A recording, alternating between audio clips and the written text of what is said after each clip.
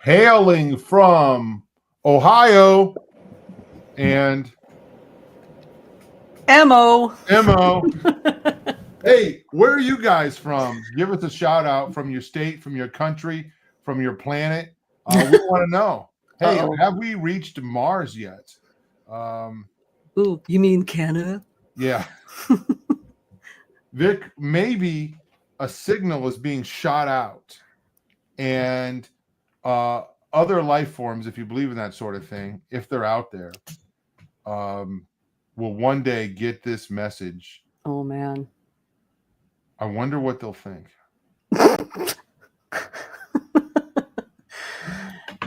Hey, God only knows, man. Who knows?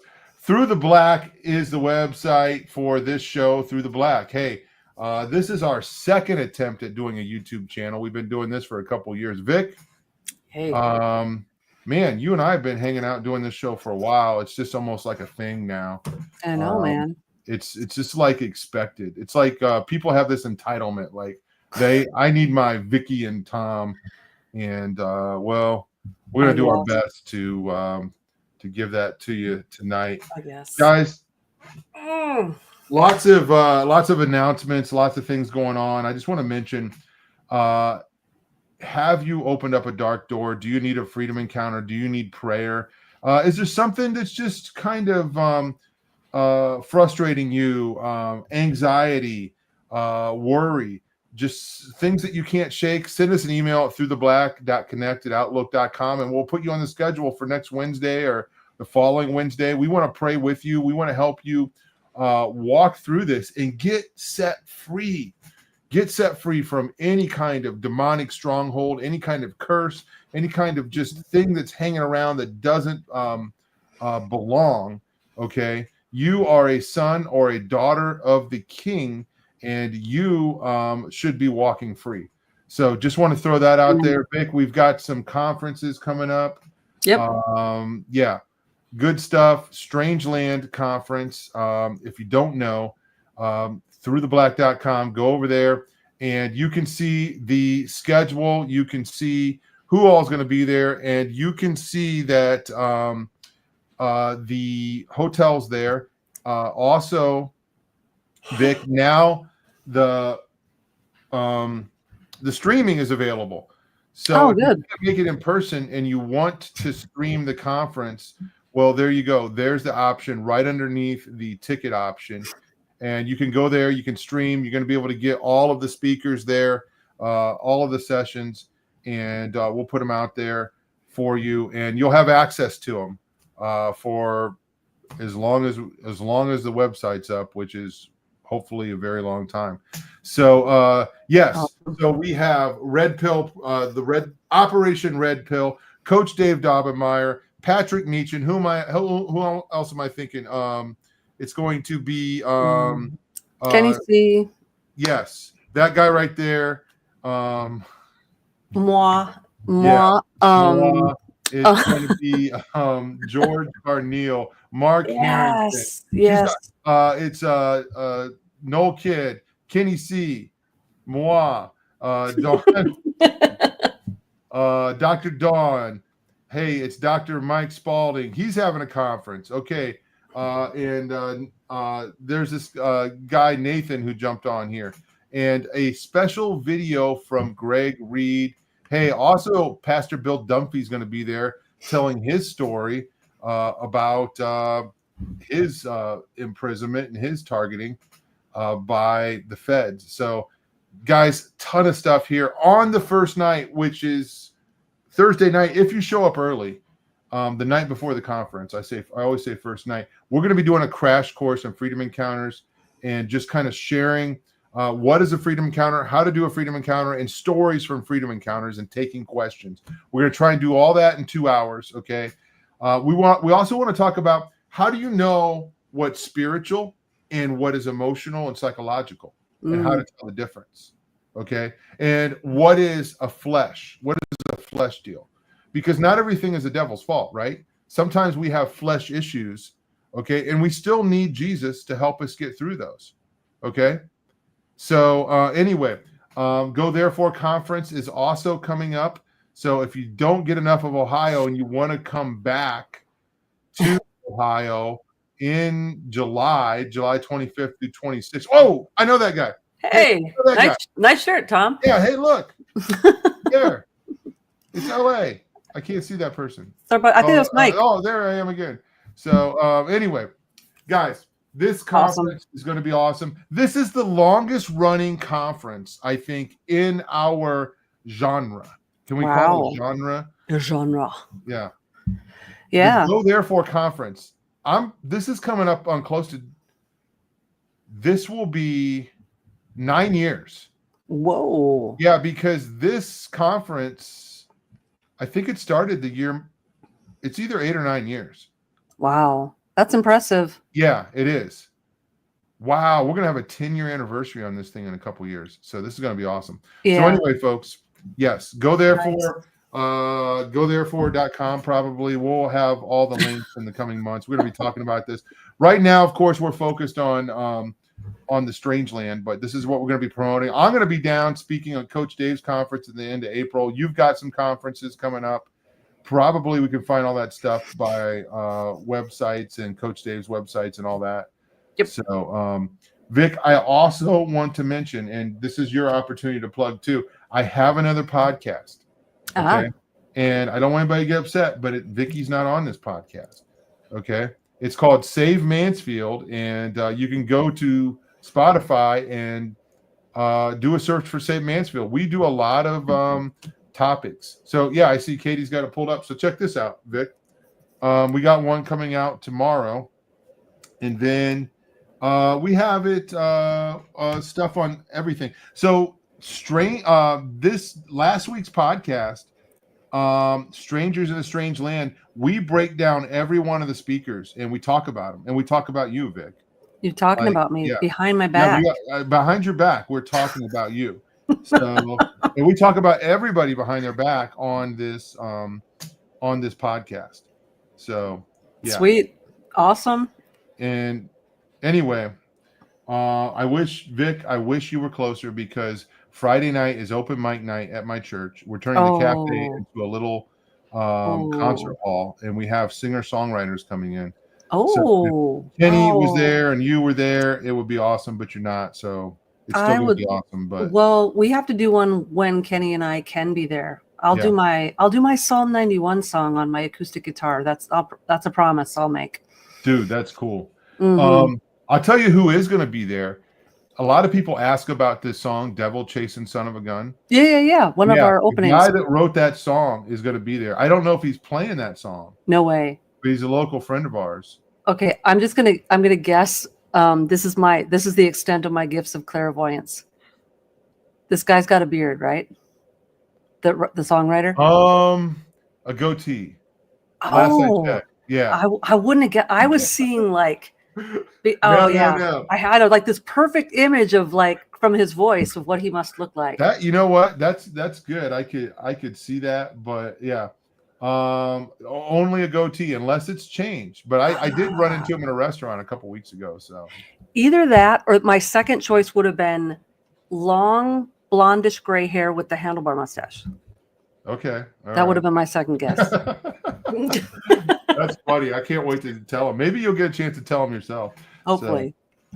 If he comes out to the conference. Hopefully. I'll be on my best behavior, so he writes a cool song about me. On Tom's lawn between conferences. No. Jim kind of cold. I don't know. You can put Jim up in your UFO greenhouse. Yeah. That might be okay. April might be all right. I was out there yesterday. It was 70 degrees in there. So. Ooh, not bad. Do you guys have? We've been having like super duper high winds down south. Shingles are blowing all over the roofs and everything. We got the same thing in Ohio. I was wondering if it was everywhere. Yeah. Crazy. Is it still windy there now? I don't know what's going on now. Last night I was doing a podcast till like 11, and it was that like the wind sounded like those, when you were a kid and you'd buy like blueberry cereal or something, you'd go home and you'd cut the record off of the back of the cereal box. Yeah. And it'd be ghost stories, and the sound effects in the back, the wind would be going like it was like it's exactly what it sounded like. I was like, well, it's like That's like the Captain Crunch Alfred Hitchcock record my brother had. Oh my gosh. It's good stuff. Michelle says, I can't believe I met you guys 7 years ago. Yes. And that's a story in itself. So many friends we've made through these adventures. Yeah. Somebody said high winds in Michigan. Andy said high winds in Michigan. Everywhere. So the whole country is under a windy day. It's a blustery day. Winnie Pooh said it's a blustery day. So, Vic, I feel like we've stalled long enough. Do you got any more announcements? You got any more books coming out? Anything like that? I do. My rough draft is in the hands of 2 people who are content editing for me. And as quickly as I get that back, I am going to get that book out. More information to come. It's not on sleep paralysis. It's not on. It's got plenty of spook and fringe, but it's a totally different topic. It's a surprise, but yeah. And then I'll just plug my little Rumble channel where you can watch my and April Lockhart's series. We're wrapping up season 2 of Demons and Parasites. So if you want to learn about autoimmune disease and all sorts of stuff I can't say on YouTube, you can hang out. What am I trying to say, Tom? Hang out with me and April over on Rumble. Wow. So you're on your 2nd season, and the only thing you talk about are demons and parasites?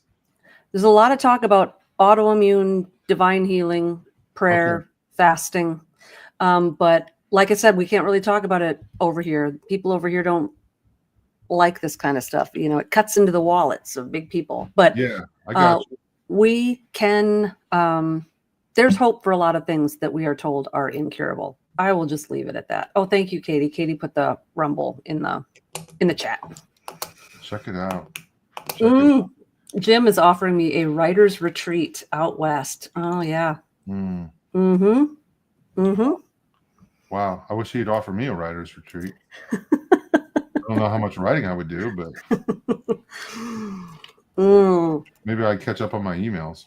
I'll come out just to get those chocolate chip scones from the Amish store by his house. Oof. Dude. Yeah. Fantastic. Can you imagine like what it would be like to live where Jim lives? Like total,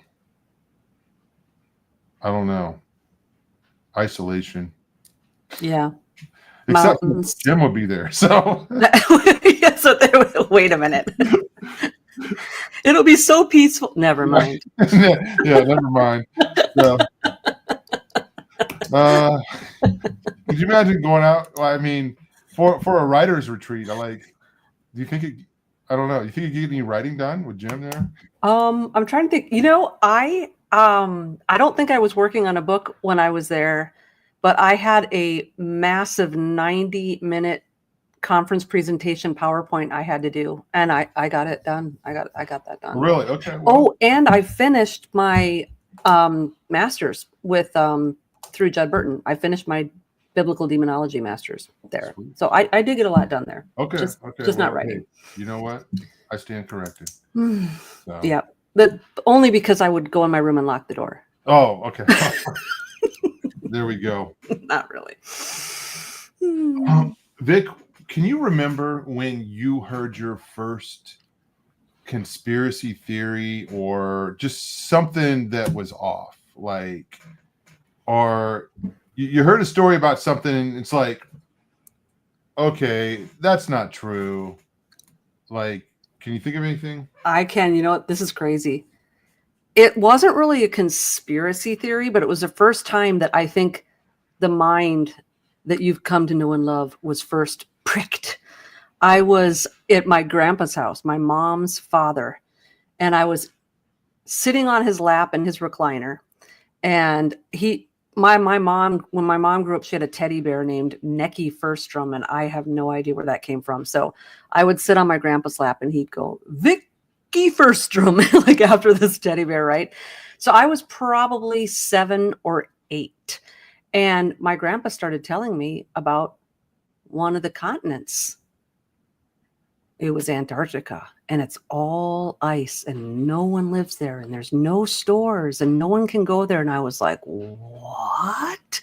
And my little brain didn't know what to do with that there was this massive piece of land that just was uninhabitable, that no one lived at, and there was no McDonald's and there was no like that. It kind of creeped me out a little bit. It gave me a taste of the weird. I had one, but now I lost it because I was thinking about yours. Mesmerized.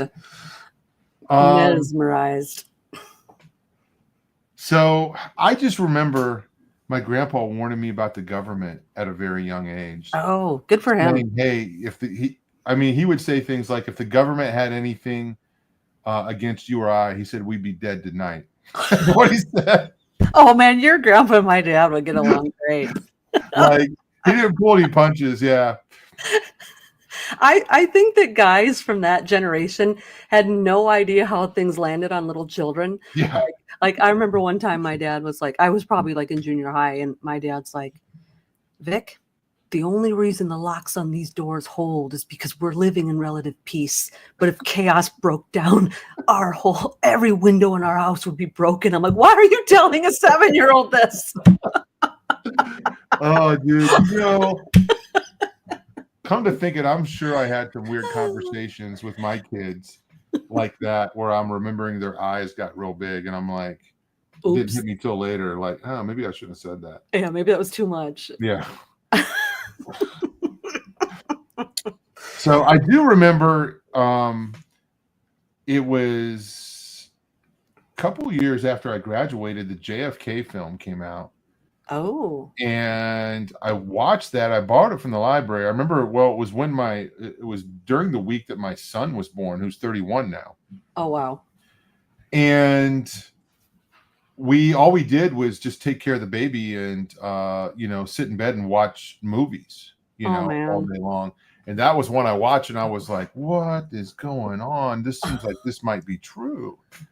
I always thought it was Oswald that killed. So which JFK movie was that, Tom? This was the Oliver Stone film. Okay, that's what I was thinking you meant, but I wanted to make sure. Yeah. So with Kevin Costner playing Jim Garrison and all, star-studded cast, really. Yeah, I saw that. That was the one where the whole Cuban Missile Crisis was like. Yeah. Yeah. I did see that. I haven't seen a lot of movies, but I did see that one. Well, I've seen that movie lots of times. I actually own it on DVD, and we watched it last year. My wife saw it for the first time last year, and in my opinion, it still holds up. I don't know what happened in Dallas, but we weren't told the truth, and I don't believe that Oswald, did this. So. But this was my first, exposure to anything that we might be lied to, right? That we're not being told the truth about reality, in history, in the school books. Mm-hmm. And I'm like, what is happening here?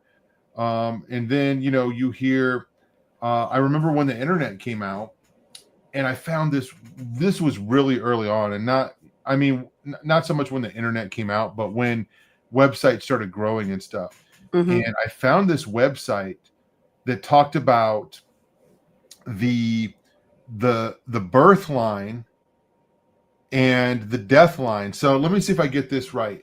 Mm-hmm.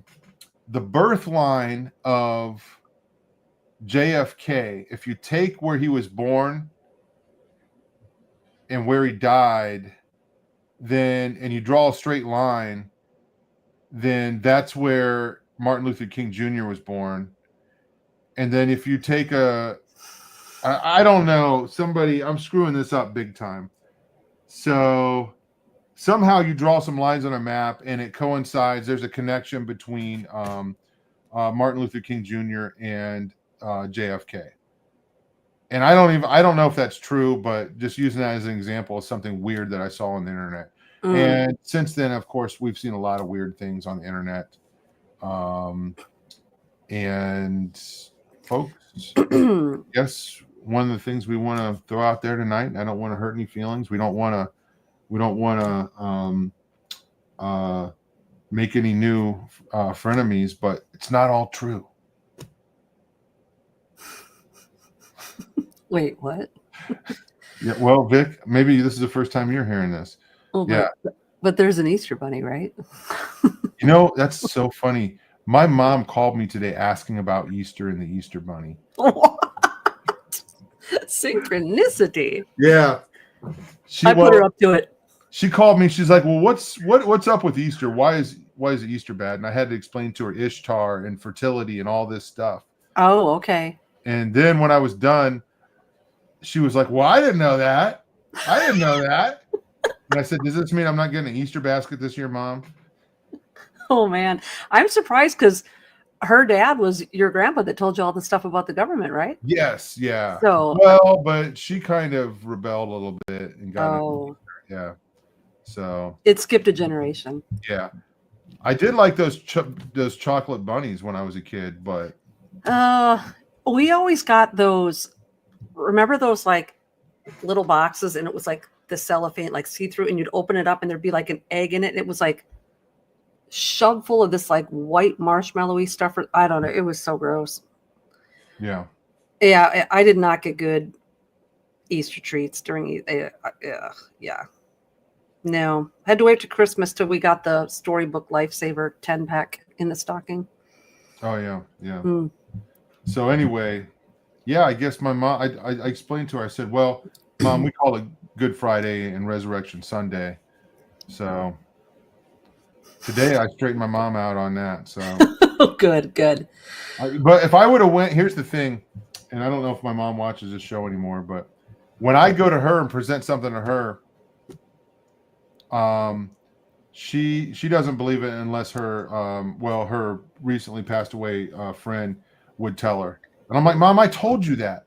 She's like, yeah, but Margie said it. So Yeah.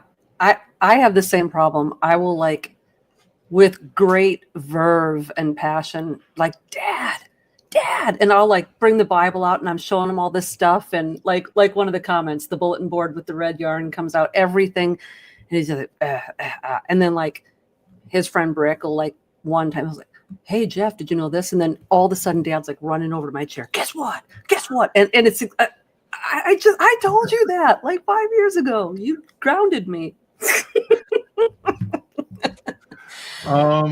No respect in your hometown, man. No, I guess not. Maybe I'm the same way with my kids. I can't think of an example.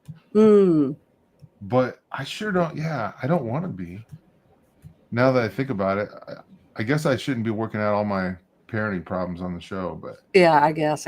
I think it's one of those like when you're a kid, you don't want to believe anything your parents say. So then when they get older, it's like they're rebelling. Like, how does it feel? I don't believe anything you say. Yeah. Well, some people like rebellion is being good, right? Like if they have evil parents, then the rebellion is I'm going to be a good person. Yeah. Exactly. So, anyway, so I've got a list of things that we jotted down, like off the top of our head a few weeks ago of conspiracy theories. So I'm just going to go through some of this stuff and see if you recognize it and get your comments on it. And we're going to be interested to see what the people in the chat think about this stuff. And this kind of came up because I was talking about this recent video series on Bridget Macron, the quote unquote wife of Emmanuel Macron, the president of France. And let me just say, I'm going to throw this out there as we start this show on, hey, not everything's a conspiracy theory. Vicki, I am convinced that this woman is a man. Really? I'm looking up a picture of her because I don't think I know what she looks like. Yeah. Well, you need to look at a picture of her when she was a little boy. So, because she looks the same as she does then. Oh, okay. Yeah. Okay, there we go. Bridget Macron. Brigitte Macron. Okay, here we go. Yeah, there she is. Oh, on okay. the right, and I say that term she, that pronoun loosely. So, and I am telling you what, she's a spitting image of her little brother, who we think she is her little brother. And all right, I'll give the female analysis. Shoulder pads went out, in the 80s. So we've got someone wearing what appears to be a blazer. If she was a woman, that would be some massive shoulder pads in that outdated blazer. Yeah.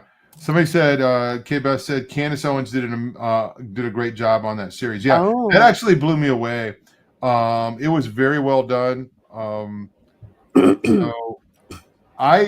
when I heard her say that like a year ago, Candace Owens, who used to work for the Daily Wire, she said, I am willing to risk my whole career that she's a woman, that she's a man.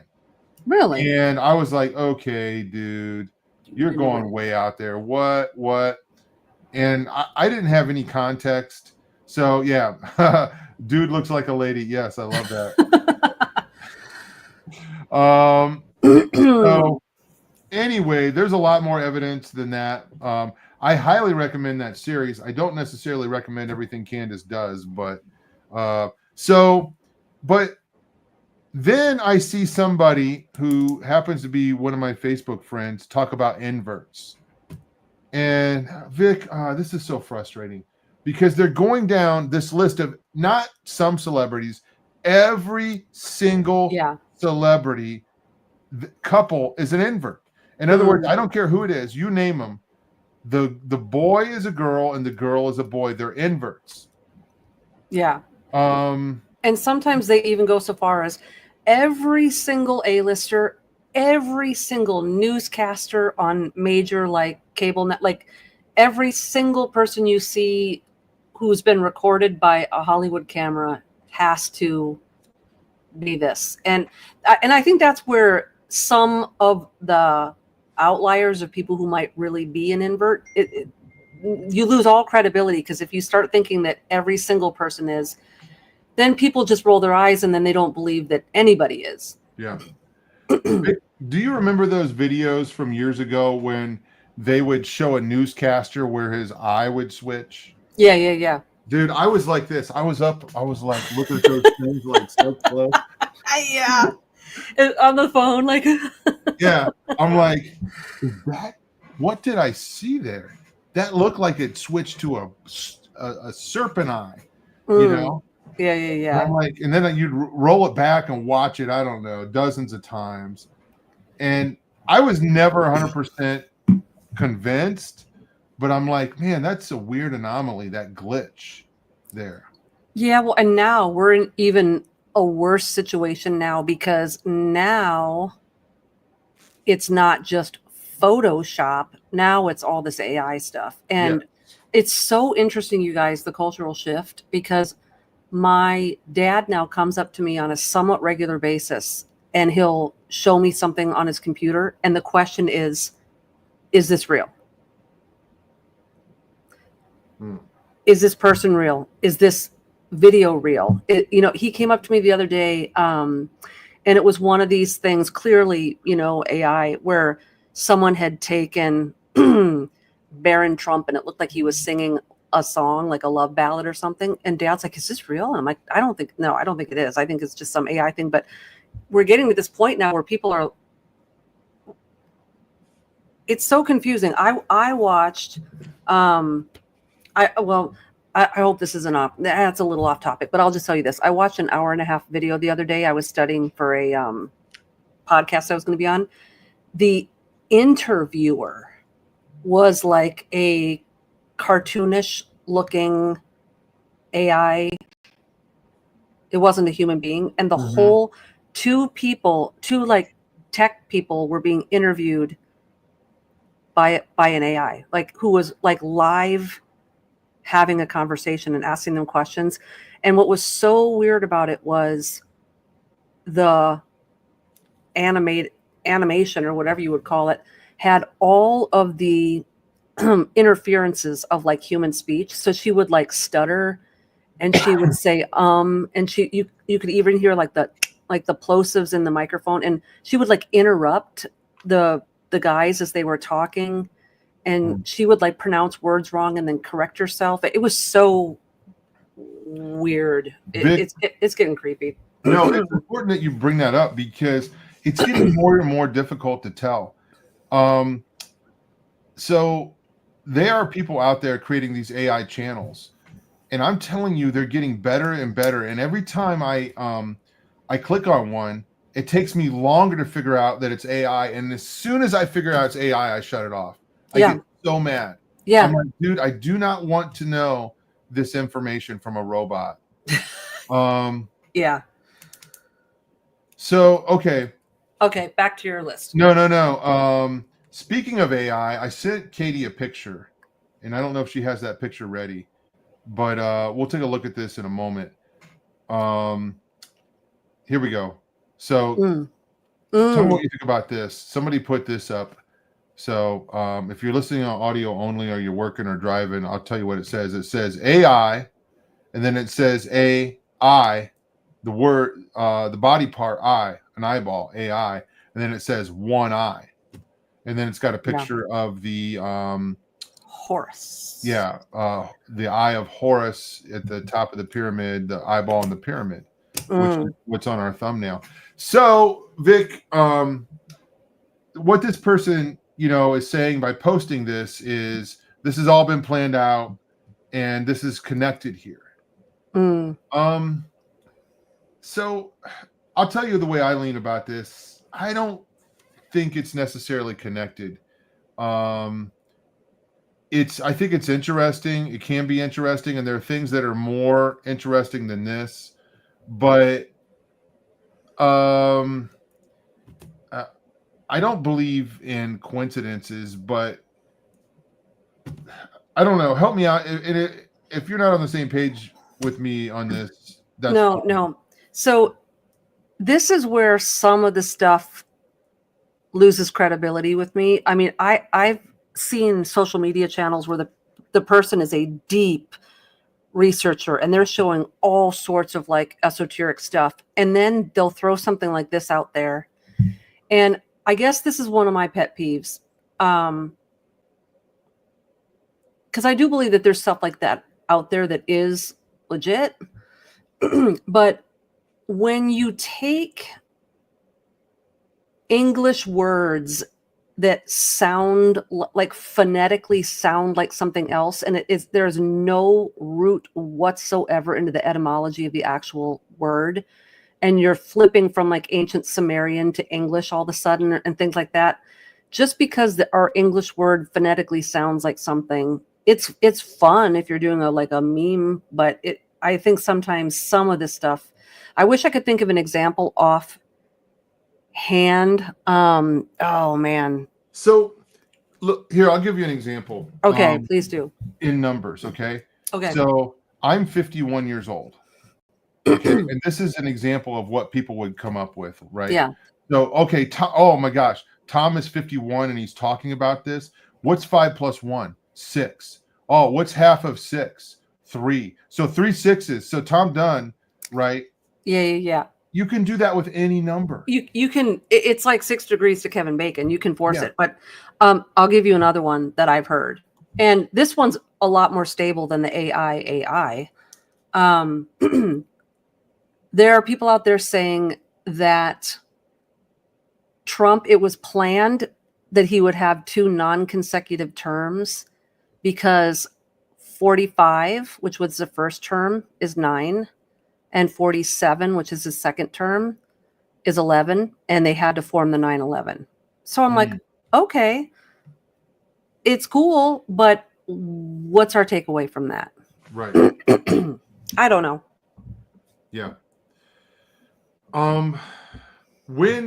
When you study the Bible, and especially when you study the Bible under somebody like Chuck Missler, and you see all of the codes, all of the equal distance letter sequencing, and you realize that the Bible was written about real life. Okay.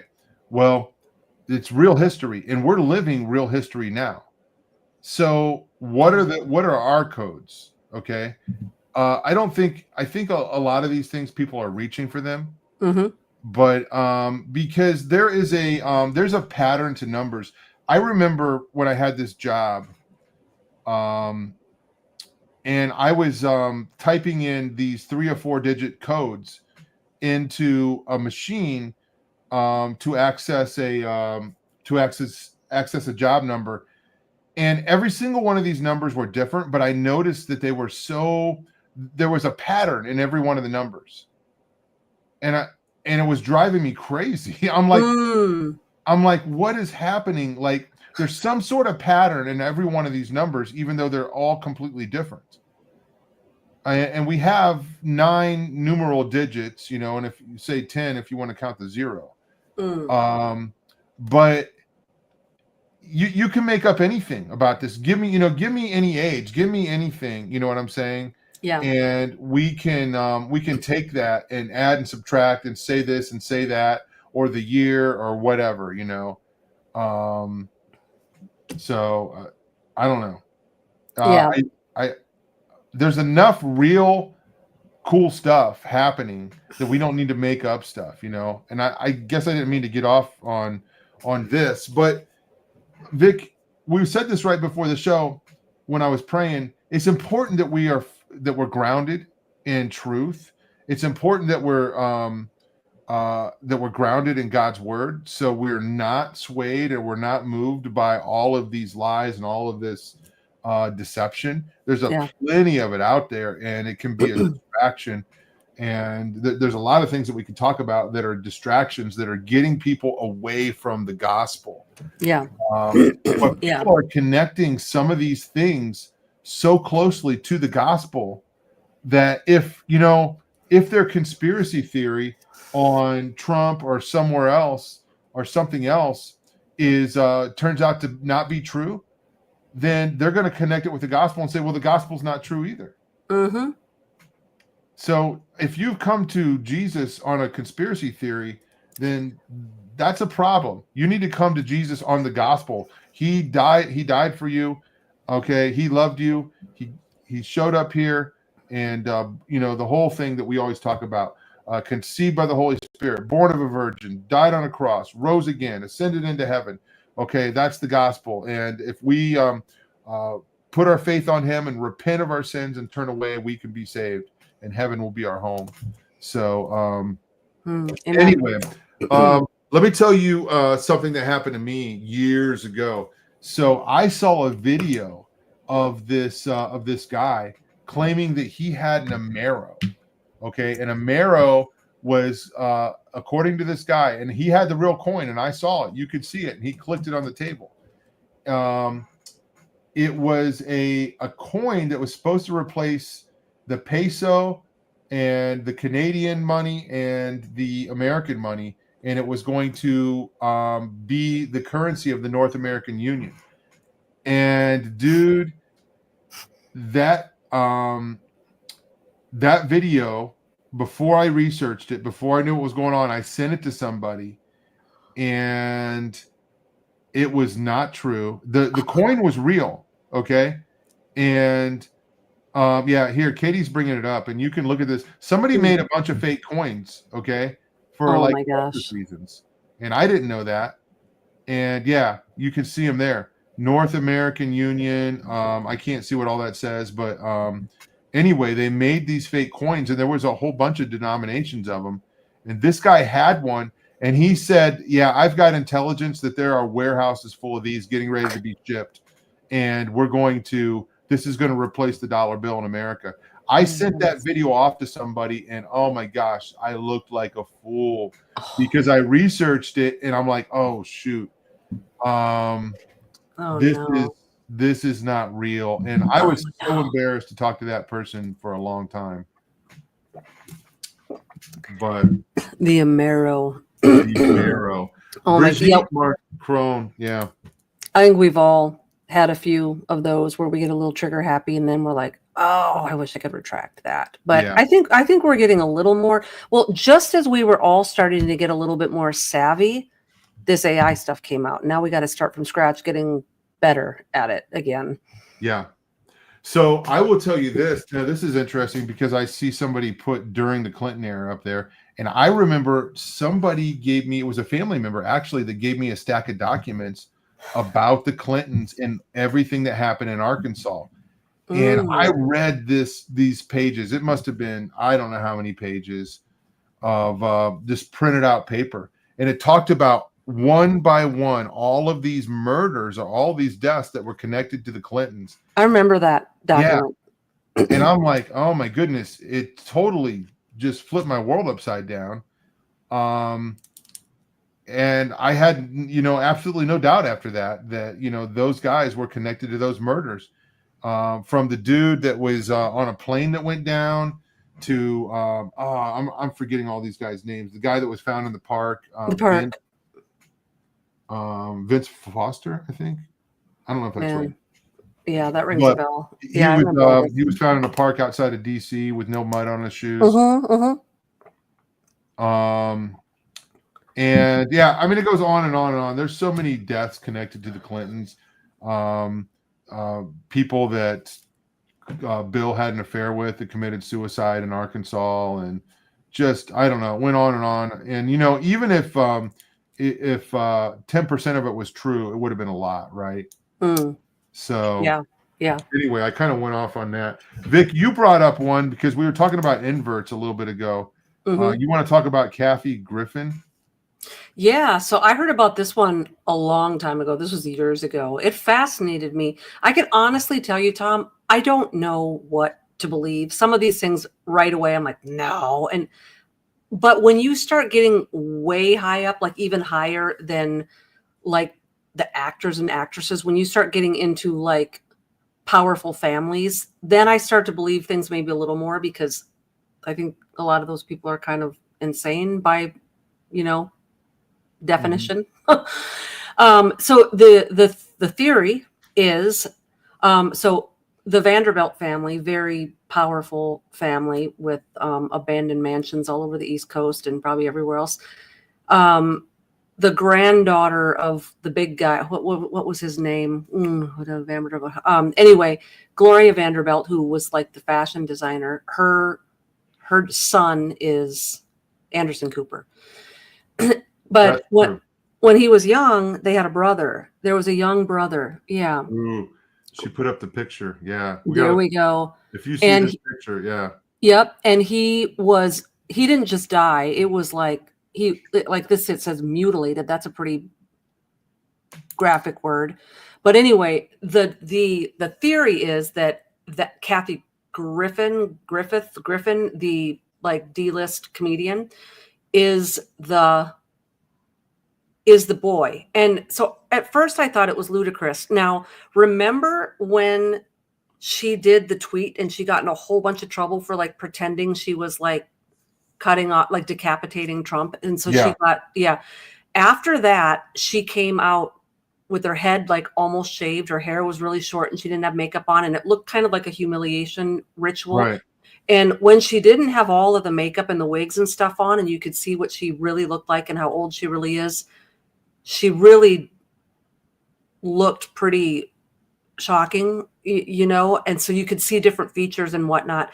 But I think the thing that made it a little bit plausible for me is there would be no reason why a D-list like stand-up comedian would rub shoulders with the Vanderbilt family. And yet there's all these pictures of her with Anderson Cooper. They're like buds.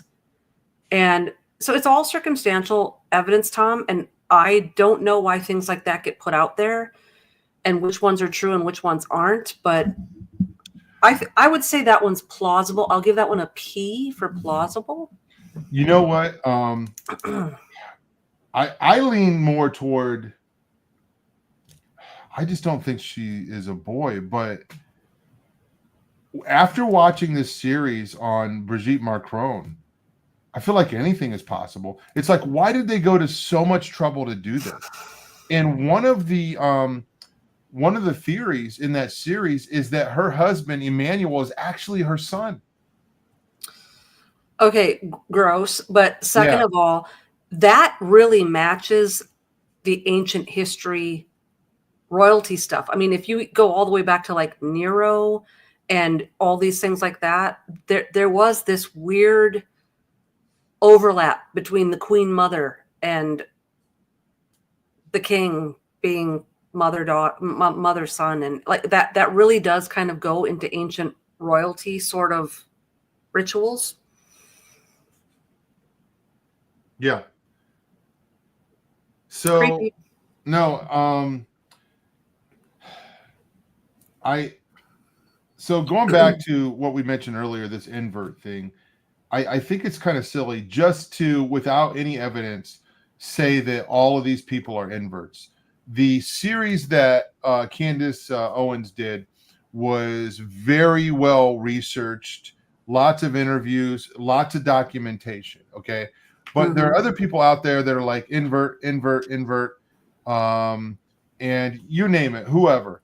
It's the celebrity couple, the female is actually a male, and the male is actually a female. It's just not true. You can't. I mean, I don't know what's going on with the person that's doing this. I'm just gonna stop right there. It's pretty ridiculous and it's embarrassing, honestly, when people do this.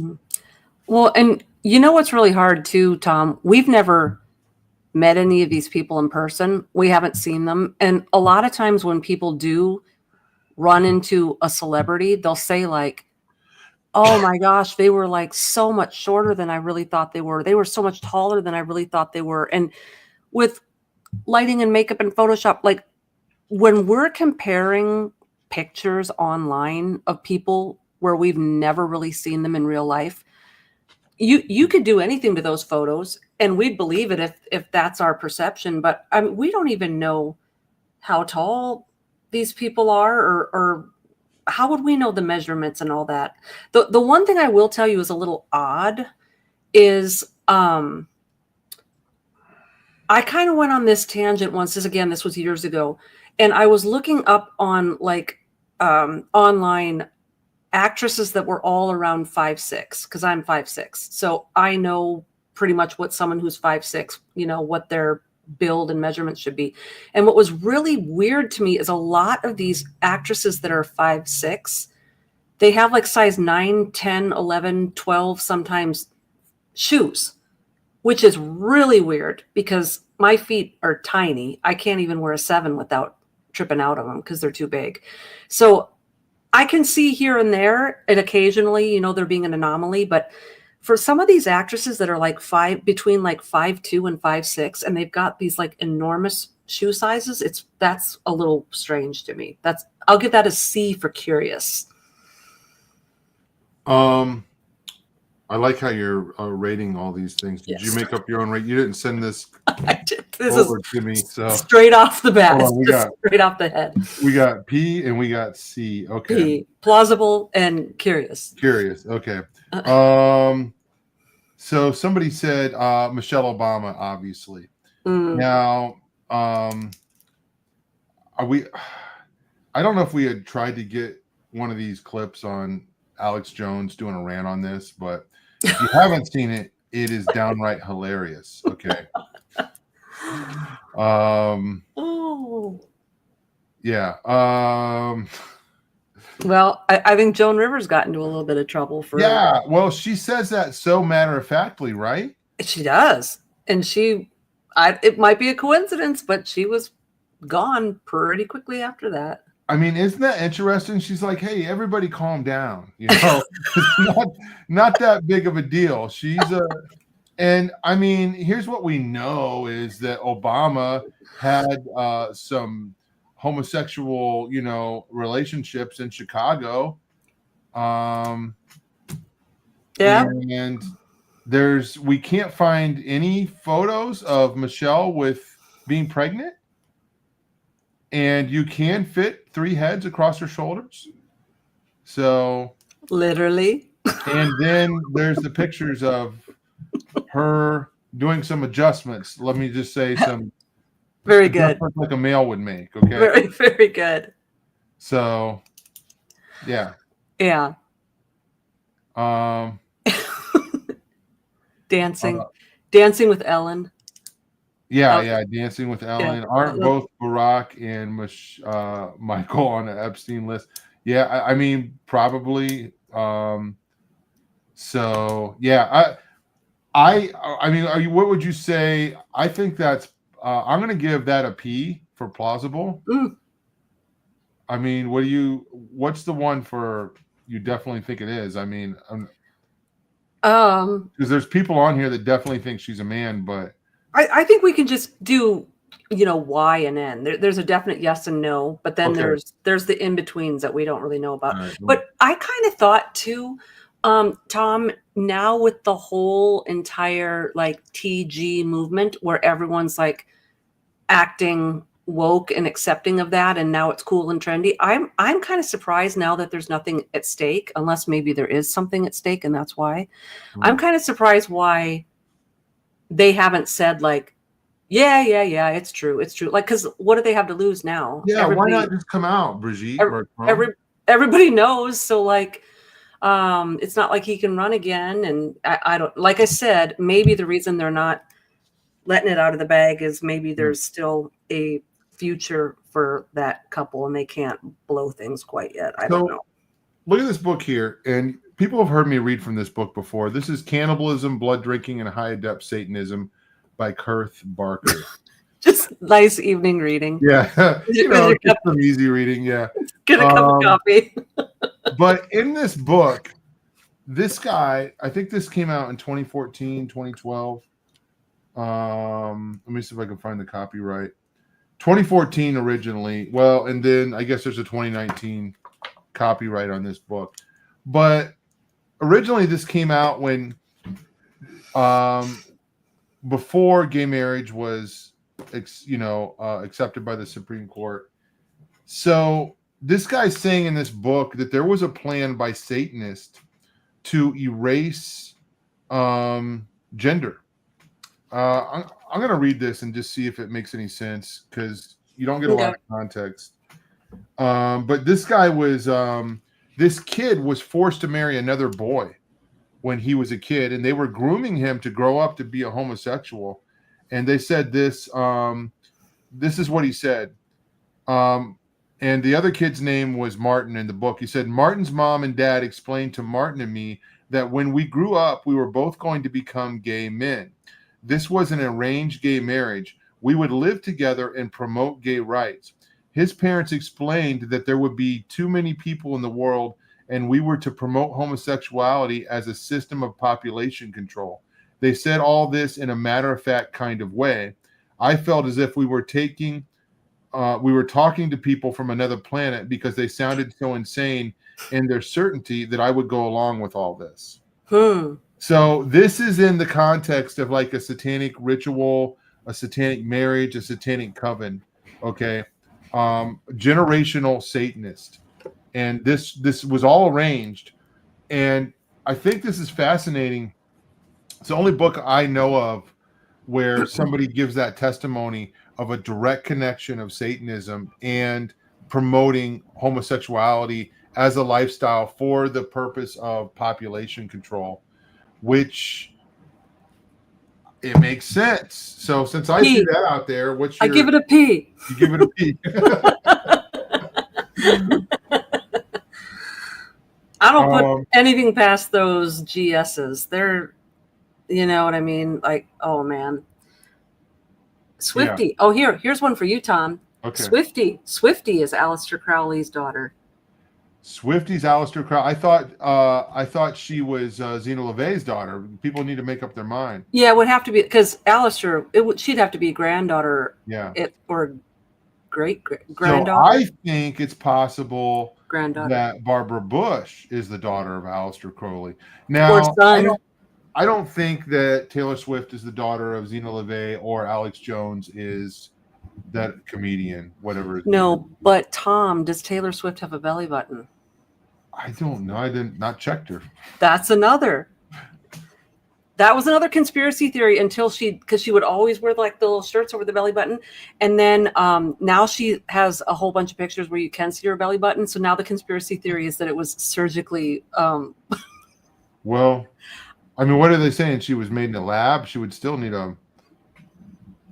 Maybe not. I don't know. I'm going to give that one an NP. Not plausible. Not plausible. Not plausible. I'm leaning towards Taylor Swift has a belly button. I'm thinking she probably has a belly button, but and probably is not Zena LeVay's daughter. But I think the Barbara Bush one is. I'm going to give that one a P. So, speaking of belly buttons, did you know that Gene Roddenberry when he was making the Star Trek series, they wouldn't allow him to show a belly button. Okay. And then when like somebody else like broke through the censors or whatever, and belly buttons were allowed, so then he gave one of his alien characters 2 belly buttons. Oh, nice. Way to Yeah. stick it to the man, Yeah, Gene. like, hey, take that. I'm putting 2 belly buttons on this one. Yeah, think about it, Tom. What's her name? Dawn Wells, Marianne on Gilligan's Island. She had 2 belly buttons. You could never see her belly button. Okay. Her shorts were just up there. Right. And Barbara Eden on was she Bewitched or She's I Dream of Jeannie? Which was the one that had the little half shirt? You couldn't see her belly button either. That was I Dream of Jeannie. Okay. Barbara Eden. Yeah. Risque. It was risque. Hey, speaking of Barbara Eden and conspiracy theories and the gay agenda, I read a really amazing article, and it was written by the people involved in the television show, 50 years later or whatever. So it wasn't. Is this about I Dream of Jeannie or Bewitched? Oh, that's a good question. Because I saw a good breakdown of Bewitched. Was that the one where the whole entire thing, where like she was hiding her identity as a witch? Yes. The whole entire thing was a euphemism for having to be a closeted homosexual in America. That's Bewitched, yeah. Okay, yeah. Because all these witches are hanging out and they want to come out of the closet, but they know they can't. And the all the stars of the show, I mean, they openly talked about this. And 2 of the husbands, like they had 2 different husbands, and they were both gay in real life. Anyway, you were going somewhere. Go ahead. I don't know. I think I went. I think I got there. I hijacked that. Sorry. No. I'll take my next one. I always get them mixed up, so I wasn't really sure which sitcom it was, but yeah. So, okay. Here's one that's relevant, Vic. Epstein. So, do you think they're going to release the Epstein files? Do you think it's plausible? Do you think they're going to use an excuse? What do you think is going to happen? I don't think they're going to. So, I'm skeptical. There's powerful people that somehow have the ability to, to shut this down in some way. And it seems like they've tried real hard to cover it up. Obviously, there's been something going on in the last week and a half down in the Southern New York FBI office. So I lean more towards it's possible or it's plausible that they might. I'm not going to hold my breath, but I'm hopeful. Can we is there an H? That this is not Yeah.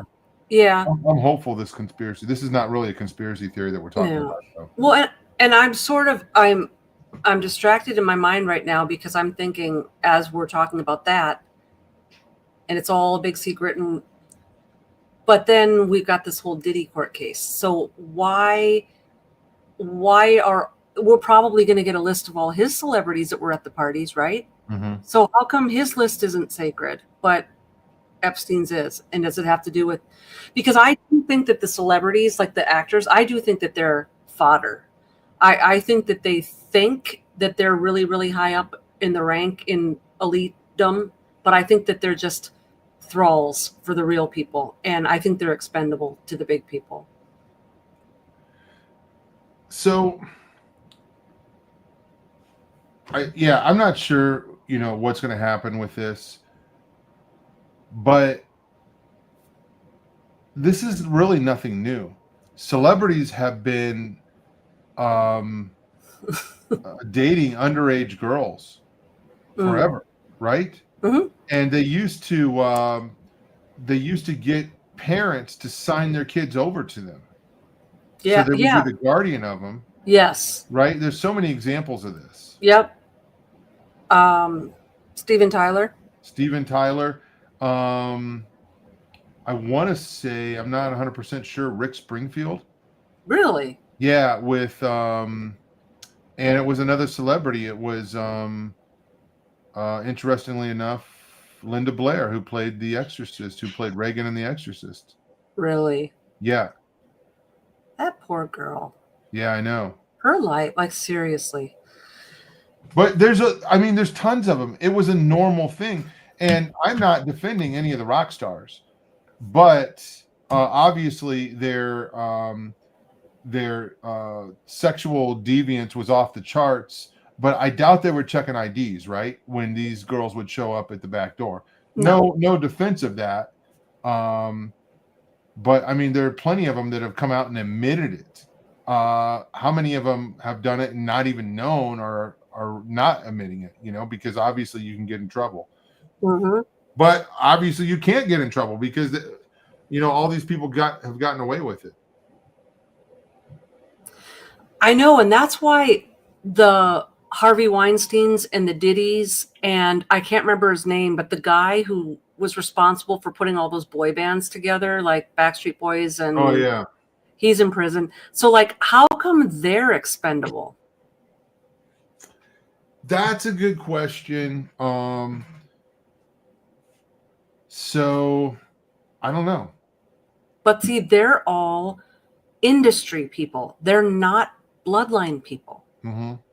I just think they think that they are these big, huge Illuminati elite people that are, I think that they are just being used as dupes and they don't realize it. Because anytime we need to have a distraction, like there's an Epstein list or something, one of the celebrity moguls goes down. Look over here. Yeah. So I don't think it's impossible for these guys to get caught if they're on it. And whether it's politicians or whatever. But obviously they have the power to cover it up. They have the power to distract and all this stuff. And the idea is they get everybody blackmailed. So nobody will talk and they'll shut it down.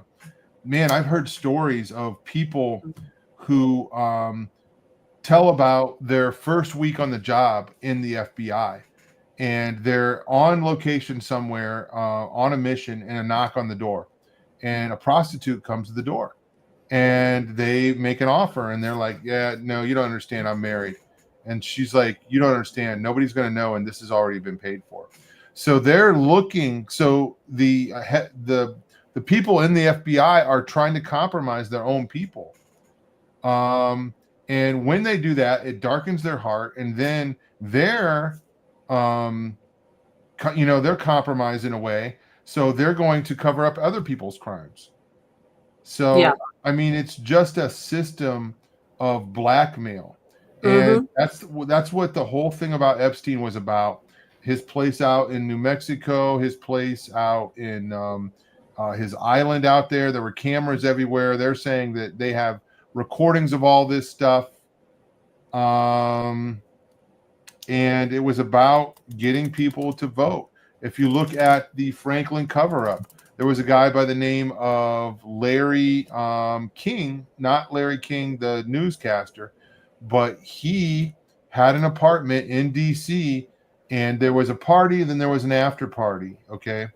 And I'll never forget what Paul Benassi said about he saw George Bush Sr.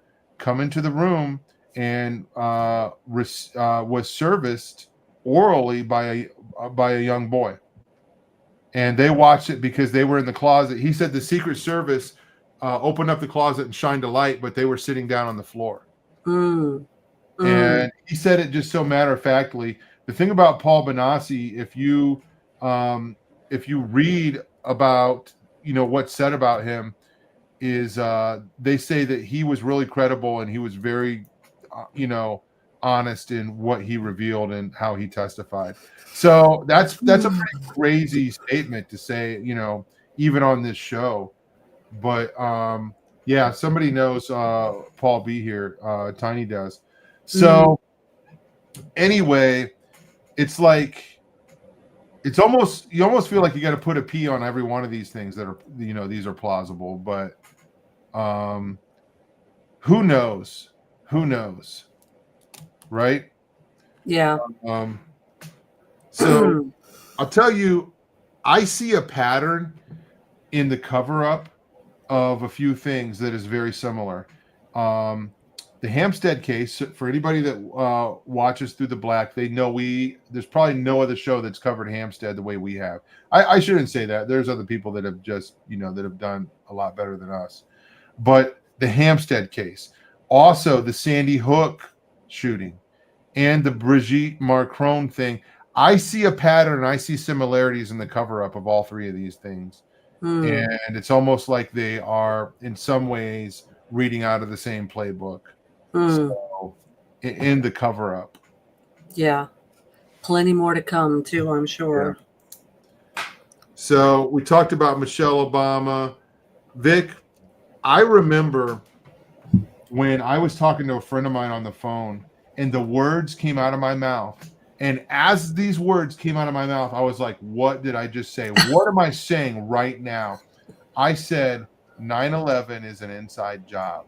Oh. I couldn't believe I said it. And then, Vic, this is crazy. I put a bumper sticker on my car that said 9/11 was an inside job. Wow. Whoa.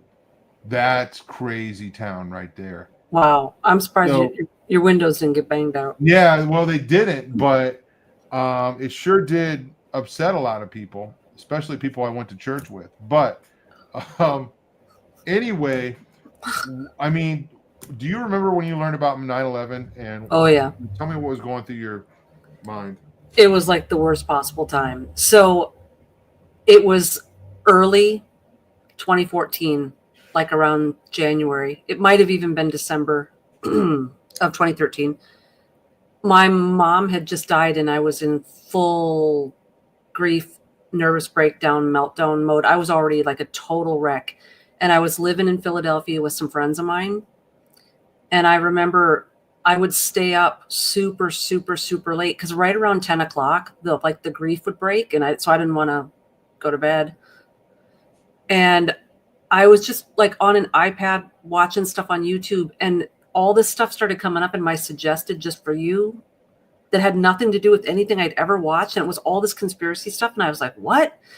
So I was kind of going down all these rabbit holes, and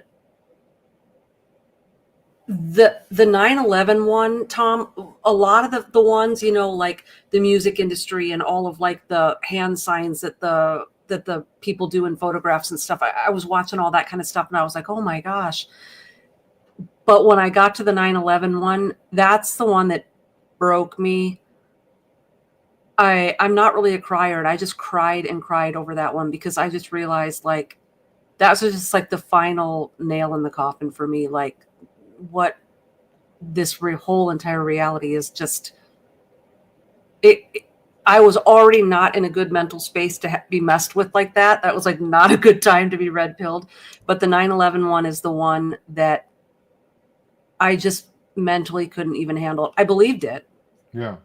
I believed it without a doubt. And I remember sending it to my dad and him calling me. And my reaction was kind of like broken heartedness and fear, I think. And Dad's reaction was, more of a anger kind of a response. I mean, but we believed it. But yeah. That's kind of like your, hey kids, there's no such thing as Santa Claus. That was my adult, moment like that. Like that's a Pandora's box that once you open it, you lose all of your innocence and your naivety for like, there's no turning back. You can't put it back in the box after. I had a guy that I worked with, and this was a few years later. This was closer to after it happened, and he kept saying 9/11 was an inside job, and it was annoying. I'm like, dude, I didn't say this, but I'm thinking, shut up, dude. You drive me crazy, man. Yeah. And that's all he would talk about. And I remember when 9/11 happened, I was kind of like, you know what? War has come to our shore. We're blowing everybody else up. We shouldn't be surprised that somebody came to our country and did something to us, Yeah. And then, it was a few years later, and through videos, I think the first video I saw somebody put up on MySpace. It said, "Don't take the chip," and I'm like, "What is this?" And I clicked, and I saw all this evidence of how they're going to make us take a chip someday. And then it led me down the rabbit hole of Georgia Guidestones and Bohemian Grove and 9/11. And I'm like, what is happening? This is insane. And then you look into the evidence and you see the explosions and you see there was another building, Building 7. And I mean, just all of this stuff that doesn't add up, right? Yep.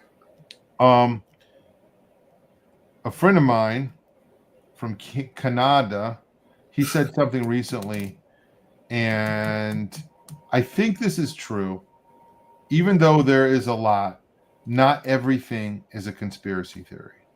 We got to remember that. Yeah. And not everybody's in on it. Okay. Yeah. If everybody's in on it, then we're in on it too. If everybody's in on it, then David was in on it. Then Daniel was in on it. Then Jesus was in on it. I mean, do you know what I mean? Yeah, I do. Everybody's in on it.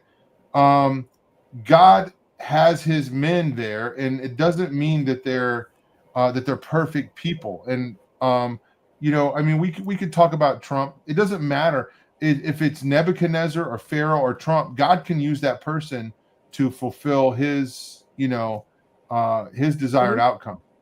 Pilate, and look at that one. Yeah, exactly. So God is ultimately in control, but I don't think every single person is in on it. You know, no matter what. And I mean, I've been seeing a lot of this lately. So obviously there's been some really cool things happening since the inauguration. I am not okay with some of them. There's been some very uncool things happening.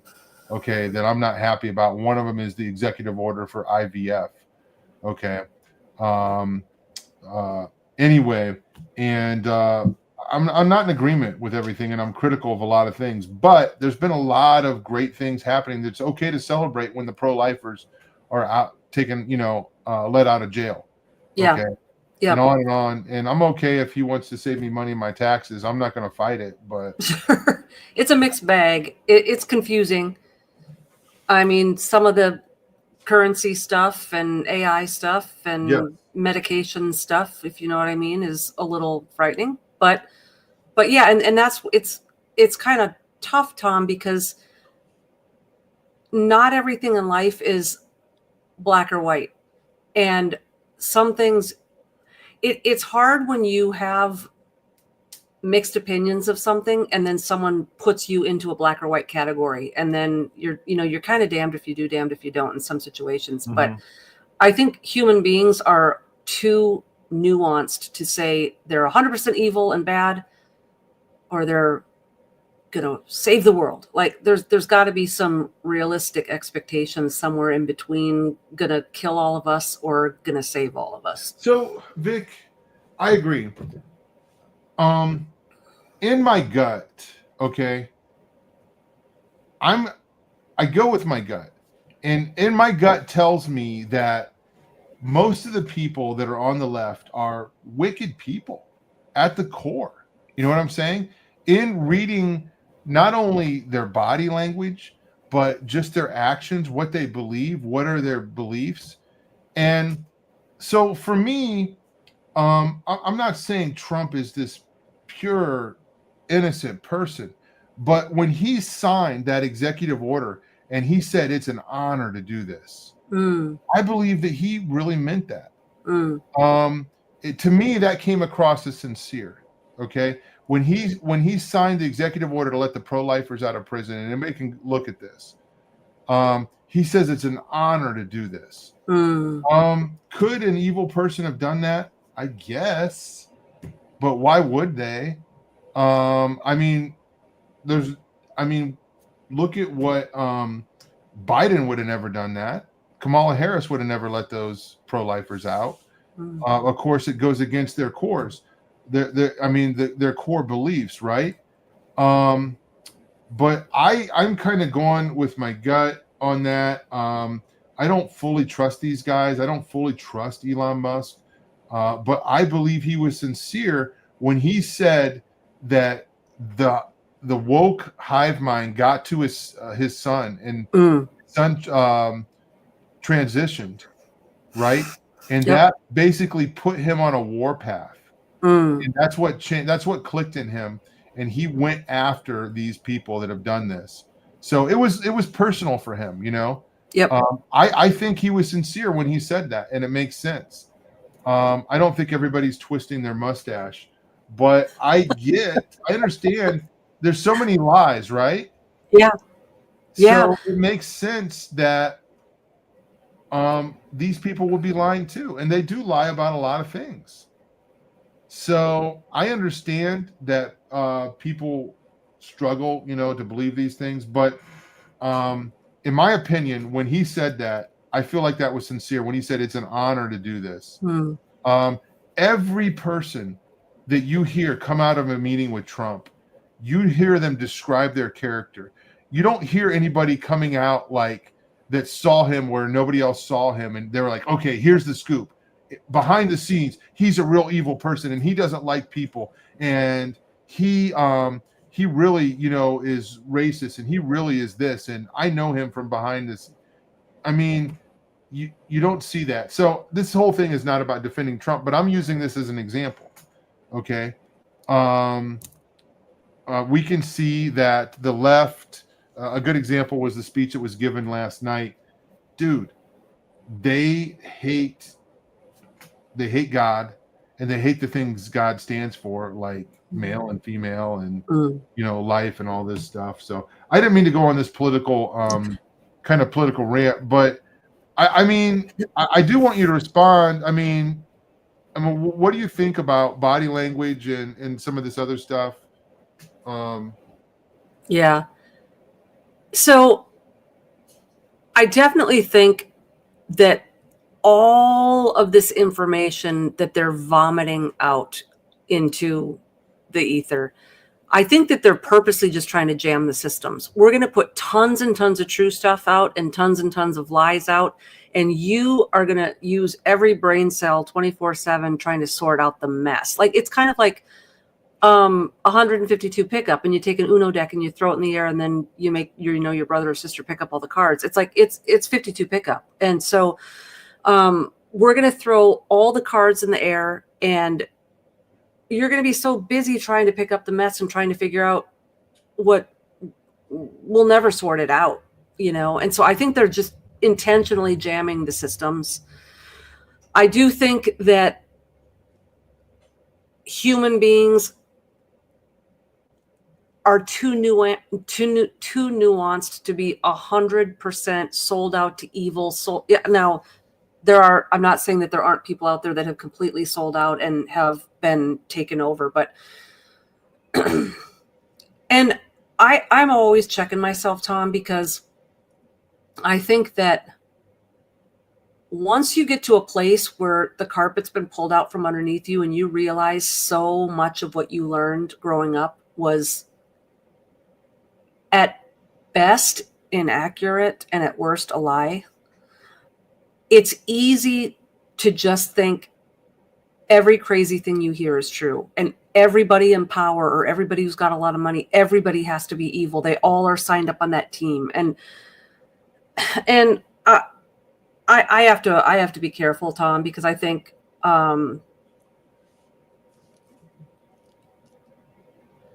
I tend to have a guilty until proven innocent mentality a lot of times with people that I don't know, that are in the public eye, that make tons of money and have positions of power.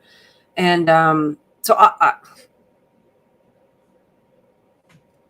there's a lot of this stuff that I kind of just keep my nose out of altogether, because it does stir up so much confusion for me that sometimes it can paralyze me.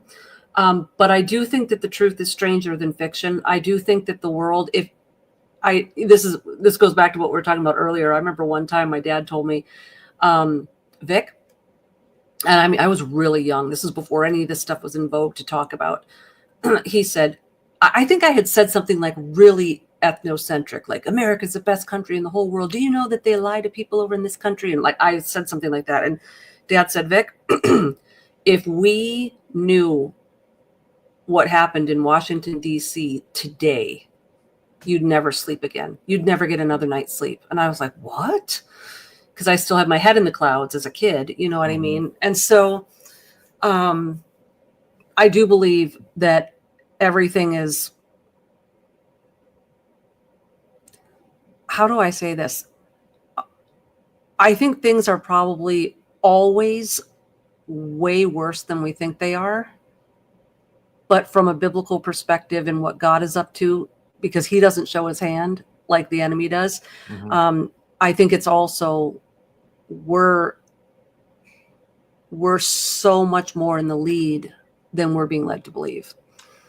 Well, no, and I appreciate that. And I wasn't trying to put you on the spot and drag something out of you. But I mean, I think my main point was just like, okay, can we trust, is there sincerity? Is there, can we trust body language? Can we trust, some of these things, or is it all scripted down to a T? One of the things that I'm seeing is I just read a body language book like a year and a half ago, and I learned about all these hand gestures that we make.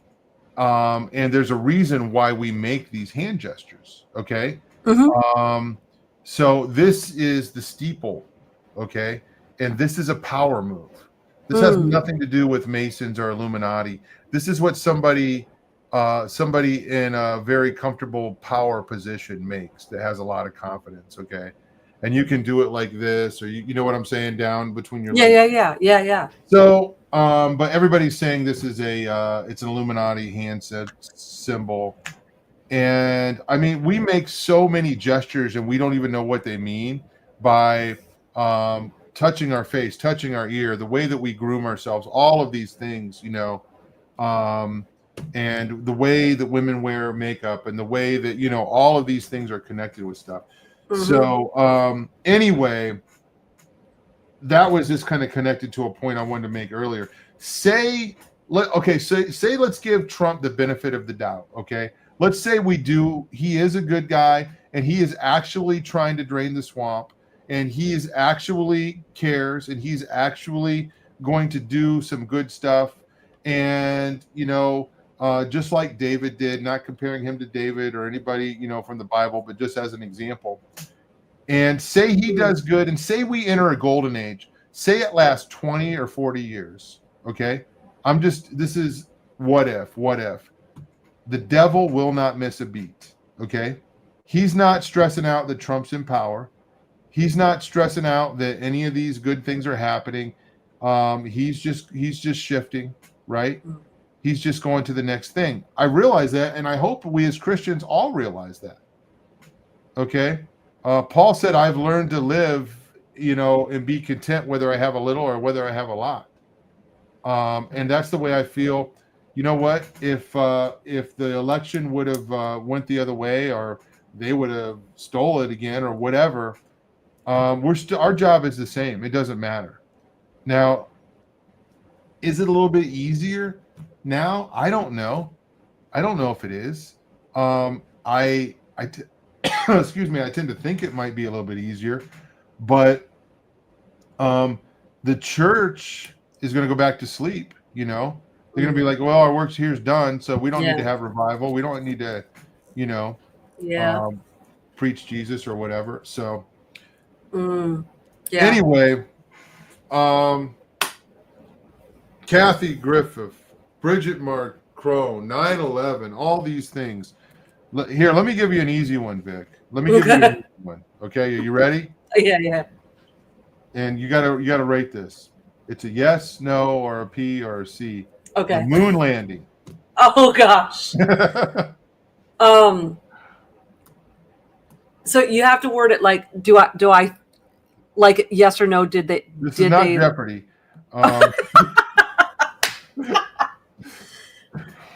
Because like, you believe that we landed on the moon? No. Okay, so you're willing to come out and give an N on that, but yeah. Okay. I agree with you. I personally don't believe that we landed on the moon. I could be wrong about that, but I just don't think that we did. I think we were in an arms race to get to the moon, and we faked it. None of it makes sense. Have you ever watched In Totality? I get a press conference, I think they would call it, with all 4 of the astronauts. So like Buzz is there, and what's his face, and what's his not, and what's his anyway. The what's that what do you call it when the people study all of the nonverbal and the body language experts? Yeah. Oh man, the body language on the way those guys are struggling through their lines. And the first time I saw it when I was a lot younger. Press conference? Yeah. Yeah, okay. The first time I saw it when I was younger, I had a different impression. I was like, oh my gosh, men, several decades ago, they had so much more decorum, and they had so much more humility, because they've just gone to the moon, and they're sitting there like they've done nothing. They're so humble. Like, that was the way I was interpreting it as a kid, when we saw it in high school or whatever. But then when I saw it in adulthood, it's just like, these guys look genuinely uncomfortable. Mm-hmm. They've just traversed the galaxy, and they're just like, oh, you want to take this one? And there was, I don't know if I can ever reverse engineer where I saw this, Tom, and if it was a video, or it might have been, I just read a really good book on this a couple months ago. So maybe it came from that book. But there was a guy that was supposed to go on that first mission. They had a different team. And the guy who wasn't in on it, from an engineer and a aeronautics point of view or whatever, he kept going to the engineers and the powers that be, saying, this thing's not going to make it to the moon. There's not enough gas. And he was pointing out all of like the ridiculousnesses of it. And so he and his co-pilot or whatever were doing a test run, and they died. The thing set on fire, and the door got locked, and they burned alive in there. And the widow came out years later and told the story. So it adds more plausibility that the next guys that were chosen were like, I'm keeping my mouth shut. When they knew what was at stake. I had never heard that part of the story before. Yet a funny thing happened on the way to the moon is the book that I read. Oh, I thought they were just making a joke. No. It's the name of the book. Okay. And if you go to his website, and I believe the author is still alive, and he's got all sorts of videos you can watch on his website. And I think, guys, don't quote me on it, but I think he's the one that tells the story about the crew before the one that actually went, that died. Well, Vic, I don't know. I wonder what the next conspiracy is going to be. No, dude. Bart. Yes. But thanks, Chance. Bart Sabrell is the author. Okay. As soon as an event hits the news cycle, there are all these alternative takes on it. Mm-hmm. Okay, on hey, why this happened, or what's going on behind it, or why it's not real. There were no real dead kids, like Sandy Hook, which I lean towards that myself. That doesn't pass the smell test. So it's, I don't know, the conspiracy movement sometimes is its own worst enemy. Yes. You know what I mean? I absolutely know what you mean, and I agree. Man, I've seen people like, years ago, I remember when the shootings were happening, the Batman shooting and then the Sandy Hook shooting, and people were like, hey, this is a school shooting. These happen. Not everything's a conspiracy theory. And I'm like, dude, don't you see the pattern? Don't you see the evidence? Don't you see what's going on? And these things are not adding up. Mm-hmm. And how would I have felt if I never met Russ Dizdar, right? Mm-hmm. I remember the first big shooting besides Columbine was the Virginia Tech shooting. Mm-hmm.